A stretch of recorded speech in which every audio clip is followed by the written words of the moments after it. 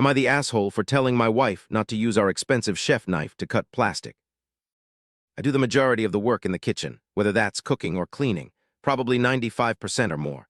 2 years ago, my wife bought me a $110 Japanese chef's knife for Christmas, the first expensive knife I have ever owned. I have been babying it as much as possible, washing it by hand immediately after use instead of throwing it in the dishwasher. My wife, however, treats it like a $5 Walmart knife on the rare occasion she cooks. He leaves it unwashed on the counter even after cutting lemons. Acid is especially bad for these knives which pit and rust easily. She also uses it to cut through plastic packaging. I've asked her to be nicer a number of times. It makes no impact. Today she was making a breakfast and I found her slicing through a plastic cheese wrapping.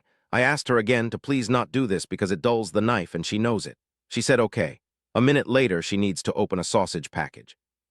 I said, "You're going to use the expensive knife again, aren't you?" She turns to me and says, "What should I use to open this then?" I said, "There are supposed to be scissors in the kitchen. Where are they? Are the scissors going to be clean enough to cut? Use one of the other cheap knives then."